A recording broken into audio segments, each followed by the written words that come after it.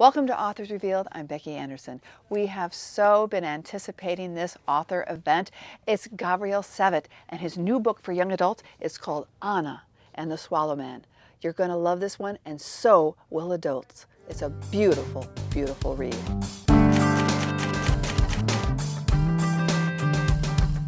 Gavriel, welcome to Anderson's. It's so great to see you again. Thank you. Yeah, it's a pleasure to see you again too. I want to tell you, this book, we have been waiting to finally have the real book. We are so excited about this book. And when I first read it, it is one of the most beautiful books I have read in a very long time. Thank you very much. And it's one of those books that it's written for a young adult audience, but the crossover to adult is absolutely huge, I think. But I want to know, what is it like so far? Since the book hasn't been out in the world officially, not even a week yet. So how are you feeling about it, and what are you hearing from readers? You know, I'm so grateful that people are taking to it so well in a certain way. Your anxious brain just goes crazy, and you assume that everyone's going to get their copy and like go through with red pens, and like the front of the New York Times the next day is going to be like, "Fool suffers humiliation in front of world." But no, people have been very, very kind, and it's I'm just pinching myself every day. Yeah. I'm still, I'm a sort of perpetual haunter of bookshelves bookstores. Shelves as well, I suppose. Yeah, well, we have shelves. There you go. Yeah, right. But yeah, I keep on going into stores and being surprised to find my name in there, which is amazing. It's really wonderful. We are thrilled. So Anna and the Swallow Man, I think it was #2 on our indie Netflix. So that's independent bookstores all over the country voted this at this #2 spot on the children's list. So we are absolutely thrilled. So this is your debut. It is. And what did you think about the whole process of getting published? And I know it.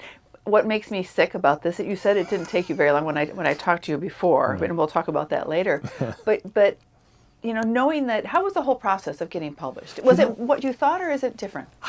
The funny thing is, I didn't ever really think about it very much because I never made a sort of concrete decision to pursue writing in a professional capacity. I had my sort of other life is in musical theater as a performer, and I was out of work, as many actors frequently are, and I was working in a lousy Mexican. Well, the Mexican restaurant was, in fact, the food is quite good, but it's not like the life goal.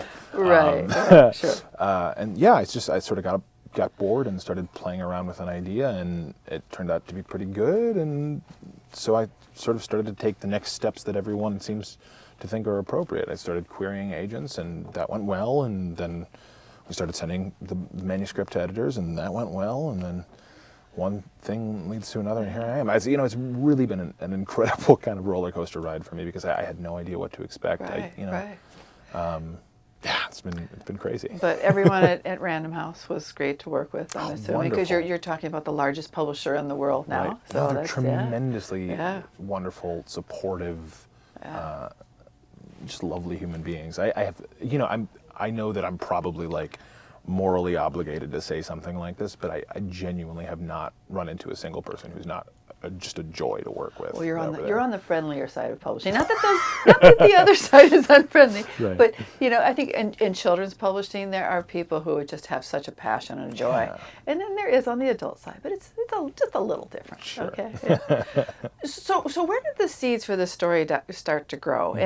And Anna, since Anna in this book, Anna and the Swallow Man, she's a 7-year-old girl, and we hear this whole story from her perspective. Yeah. So I want to know, where did the idea come from, and for Anna especially? Yeah. So for me, it's sort of the confluence of a lot of weird little fragments of idea in my brain is what makes up a book. I'm really interested in the ways in which uncertainty can be fertile and magical and helpful for human beings, which is good because I don't think it's something that's particularly avoidable in human life. But in terms of who Anna is and where she came from, I knew that I wanted to deal with a certain kind of, easy, vague, subtle magic in the book, and it struck me that the people who are best equipped to notice that sort of magic are children, Yeah. because they're constantly looking around in order to notice the minutia of how things function. Yeah. And so in setting out to create a character to inhabit the center of this narrative, I sort of looked for what was most curious in me. And I hope that she has managed to become a sort of embodiment of that sort of open curiosity about the world. You know, that, when I moved to New York to pursue musical theater, everyone has this like one standard piece of advice that they give you when you move to New York, Right. which is don't look up.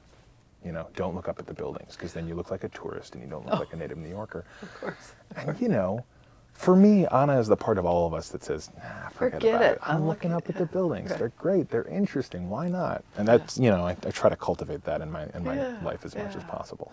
So Anna, I want to know how you channeled a 7-year-old girl. I know you can channel your 7-year-old self. Yeah. But for her, because she is so smart, you know, her father a linguistics professor, she knows languages. Yeah. And she associates people with their language, which I thought was so beautiful in this. But I know you had talked about when we had dinner before, it was a group of us, and you had mentioned a niece, I think. Yeah. So tell us about her and how she influenced She's Anna. wonderful. She's really great. Yeah. She, you know, there's a story I like to tell about her. Her name is Bella. She's now much older than she was when the story took place, but she really helped to point out for me the sort of natural state of uncertainty and curiosity that is sort of vaguely magical that we all inhabit in childhood. I remember being in a car with her when she was about 5 years old, and my brother-in-law, her father, was up driving the car, and you know, he's a scientist. He's a he's a pediatrician, and for him everything has you know, a discrete yes or no, black and white answer. And my niece had just seen the old Disney version of Peter Pan the night before, and so her question in this particular moment was, "Daddy, can Peter Pan really fly?" And my brother-in-law said no, which is you don't. I know. It's the most peculiar answer, right? Because as insofar as there is a Peter Pan, like a salient feature of Peter Pan is that he can fly. But you know, we're being a little bit unfair to my brother-in-law because, you know, she's a 5-year-old girl and she's counting on him for, you know, information that's reliable about the world, and God forbid she, you know, thinks maybe she wants to fly. If he says yes, you know, it could turn out very badly. But what's interesting to me about that question is that, you know, it leaves this sort of empty space between. Neither the answers yes or no is sufficient, really. Yeah. So what you're left with is this moment in which the question holds more truth than any of its possible answers, and that is a real important part of the book for me. I think that's, you know, this book, and you've called it a fairy tale, but it has a fairy tale with a lot of magical realism in it. But it's sort of the fairy tale where there's meaning between the lines, or what you think the story is, and I think it's something everyone can take away something from this that maybe another person won't take away. Yeah, I really hope so. So tell us about, why do you call this a fairy tale? Because the Swallow Man in this book, he is a character like that we haven't read about before, and he's mysterious, he's smart, he knows languages, you know, he's a linguist and all these things, but he has a bag, and he seems to be very persuasive in sort of this magical way. Yeah. But there's always this little feeling of, and we don't want to give anything away here, no spoilers, we promise no spoilers, but also that little bit of danger, you're not sure. Right. But I want to know, tell us about the fairy tale and about your love of fairy tales. You have to have loved fairy tales. You know, the funny thing is I do, but I always think that I like them more than I actually do in practice. I pull down a book of fairy tales and I start reading the fairy tale, and you know, okay, Jack is a naughty boy, he's stolen a cookie, and so Jack goes on a walk in the forest and Jack is eaten by the witch. And that's kind of that, you know, that's the story. Yeah. Not a tremendous amount of psychological realism there. But you know, what's always very interesting to me in fairy tales is what's going on in the background. Because there's this pervasive, like, sort of dark, threatening, vaguely magical atmosphere in the world at large in these fairy tales. And it's almost never explicitly explored. And that sort of pervasive darkness is really, really engaging to me and seductive in certain ways. And so I think that's the sort of atmosphere of the fairy tale is what really calls to me. And then also, in the mechanics of a fairy tale world, if magic is something that influences the lives of the characters, it does so in a completely unapologetic way. And this is, I read a tremendous amount of mass market paperback fantasy genre fiction when I was a kid. And one thing that I always got frustrated with is you always run into the same sort of de rigueur moment in the narrative when the protagonist has discovered that there is magic in the world and has to struggle against it for some reason, has to disbelieve it. And that always got really boring to me. Because it's treated the same way, and there's not really any other way to treat it. But I don't think it's all that necessary. I think when human beings experience something, they don't tend to question it. No, that's true. But, so for this story, with the Swallow Man and Anna's father, of course, you've set this in 1939 Krakow. Right. And what's happening, of course, the Germans are rounding up intellectuals and everything is like they did in a lot of Eastern Europe. But she's all by herself now, and she comes across the Swallow Man. Right. This tall, thin man with like a medical bag. Yeah. But what they do is this quest to find sort of an extinct bird. But the Swallow Man can call birds. He can do a lot of these things. So is this world, because everything is happening, and I love your talk of the wolves and the bears, talking about the Russians and the Germans and all these different things. But is this is the world you created, just like Grimm, and they created those scary settings for their stories too. Is this sort of the setting for Anna? So what's interesting is the brothers Grimm. That's a weird thing to actually say in conversation. The Grimm brothers? I don't know. That also sounds weird. Yes, it does. They didn't actually create that world. What they did is they were sort of proto-folklorists, and so they collected these stories. And I don't mean to No.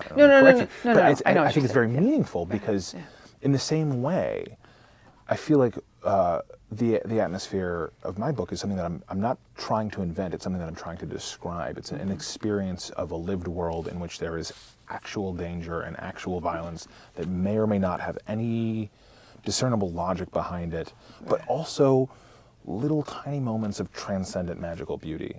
Because that's the world that I recognize. There's so much awful, senseless stuff that happens. But sometimes you catch a whiff of something baking, and you're in a different time and place. Genuinely. I think one of the disservices that we do to ourselves, particularly as adults, is that we turn magic into something that has to be objective, which is bizarre to me, because I thought the whole point of magic was that necessarily it's irrational and subjective. And so, what do you call magic? I certainly have experiences that I would and do describe as magical. Not infrequently. I would wager that probably most people do as well. But in this sort of rationalist space that we construct our lives, those things are discarded as sentiment or as illogical or unimportant for some reason, and that blows my mind. But it's better just to say, I'm not going to try and explain it. It is. That's what it is. Yeah, right. So this book, The Swallow Man, and I'm sure this is a question you get a lot. Who is he? And what is his name? Or is it something for all of us to determine ourselves? So, the Swallow Man has a name. Okay. And he has a discrete identity. That is certainly the case. Yeah. But I won't tell you what it is. I didn't think you would. I wanted to try. I tried. No, it's a fair attempt. I respect the attempt. Okay. All right. But see, that's part of the magic of the book. Absolutely. Right. And it's a different use of the word magic, but you think of stage magic, and watching really excellently performed stage magic is totally transportive, right? Like it's an electrifying experience. But ultimately, the trick is that the guy just has the card in his hand the whole time. And as an adult, you probably know that. it doesn't matter. Yeah, no, Who knows whether there's a card in that hand or not? You suspend all that. Absolutely. Yeah, that's right. So, setting this in this time period, did you do much research, or was it mostly just, a little bit just to make sure you had a few details right? So and there's that sort of two levels of research that I think are important, particularly in writing historical fiction, which is one of the many genres, that my book's toes dip into. I think that it's really important to have a general sense of the shape of the world when you're writing in history in this particular period. Like you gotta know who's antagonizing whom, where the dominant cultural influences are coming from, sort of deep background kind of stuff. You gotta know what the chessboard looks like before you start playing. Beyond that, it's not terribly romantic, but a lot of it is Wikipedia and Google Maps. For instance, there's an explicit description of food that is gained from Russian soldiers at a certain point in the book, and I wanted to know for certain what was included in a Soviet soldier's ration kit, because that's the sort of thing that lends a sort of carnal specific edge to a narrative. And so 20 minutes of Googling and you come upon a World War II reenactors website, and there you go. And there are a lot of them out there. Absolutely. Yeah. Your love of language is so apparent in this book. I mean, this is a book I haven't, and I'm going to call this slow reading. I have not read a book so slowly, and I'm a fast reader, in a long time, because I appreciate that. It's just savoring the poeticness of the writing, but also the choice of your vocabulary, but also you have to read into things. Yeah. It's not, that's what I think it was just so wonderful. And the thing is, there's so much now going on with young adult literature. Some of it you read and you go, oh my gosh, you can speed read it, because there's nothing that makes People you linger. write down. And it's dumbing down everything. So I want to know, and I know this book didn't take you as long as I want it to have taken you to write, because it's not fair. But tell us about your love of language and how you put it into this story. Yeah, I was always a reading kid. I grew up in a household where, so I'm the youngest of 4 children. My father is a theoretical physicist.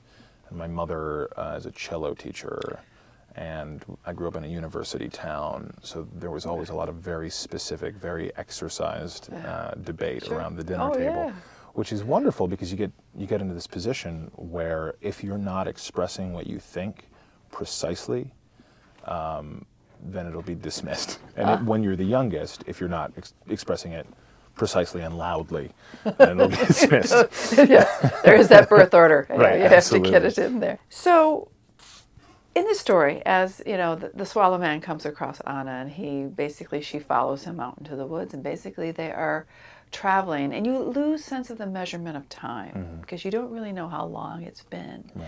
But it's on this journey, and she thinks, but it's, what was it about the time that you kind of lose track of it, and then you're not measuring it in the way that people measure the days. Yeah. I think I'm really interested in the sort of historical development of the human measurement of time, because we in the 21st century receive this standardized, ordered perception of time in a way that seems very natural and inevitable, but in point of fact, it's really not in any way. Yeah. For a long time, human beings marked the passage of time through seasonal agriculture, which is certainly not, a down to the second iPhone timer sort of thing. And the human experience of the passage of time shifts and ebbs based on what's going on in our lives. And I think that distancing oneself from that sort of strict accounting of the passage of time helps us to get lost in the sort of fairy tale atmosphere of the world. Yeah. There's been comparisons, of Marcus Zuzak's The Book Thief. Right. And I know you won't feel bad about that, which is being great. But that book, originally when it came out in Australia, was put on the adult side of publishing, and then was, of course, switched over for both sides. And now yours, I see going the other way with this huge adult crossover. I mean, this is a book we're going to sell to adult readers as much as we do to young adult readers. Yeah, it's funny. I don't write with any particular audience in mind. I sort of write with my own brain in mind, and then if other people are interested, that's fantastic. But I really think, that it is much more a book for individuals than it is a book for age groups. There are a lot of books that are geared specifically to a certain phase in life or to a certain vocabulary level, and the wonderful books. But for me, I think that there are 5th and 6th graders who I've met who have gotten everything there is to get out of the book, and there are 30-year-olds who probably not quite ready for it yet, and that's totally fine. Not book is for every person. I kind of feel like if you pick the book up and you start reading it and it interests you, then it's your book. Yeah. So the ending, again, no spoilers. And we'll just say this. Depending on the reader, you can interpret it a different way than the next person. Sure. So that's intentional. Oh, yeah. Okay. And you're not going to say yeah. Uncertainty and ambiguity, I think, are things that human beings tend to actively avoid for purposes of survival. Information functions really well for us as a survival tool. Yeah. But when we focus on survival to the exclusion of all other human experience, I think we're missing out on the reason to survive. Yeah. Okay. So growing up in Ann Arbor, and you got your MFA in musical theater, and please BFA. BFA. You're at B. Okay, well, it's funny. I'm the least educated person in my combined family with my fiance. Everyone has a master's degree or higher. No. Okay, so your bachelor's in musical theater, but then you've done a lot of theater, and musical theater, and your Broadway debut was just this past year, That's in right. Amazing Grace, which is such a great musical. Oh, yeah. So I want to know, with all of your theater experience, how has those experiences informed your life as a writer now? It's one of the things that we were talking about earlier. You asked me about how I got into the character of a 7-year-old girl. Well, I mean, it's all essentially the same technique. You look at the given circumstances of an individual character's life, and you sort of put yourself in the situation as much as possible, and you start to think in a human, reactive, sensory way. What does this look like? What does this feel like? How do I feel in reaction to this? And, obviously, the way that we process information shifts as we grow up, but essentially, as human animals, when someone punches you, it hurts no matter what age you are. Yeah. And so there's a sort of underlying commonality of human experience that I think allows me as an actor to get into a wide variety of characters. Yeah.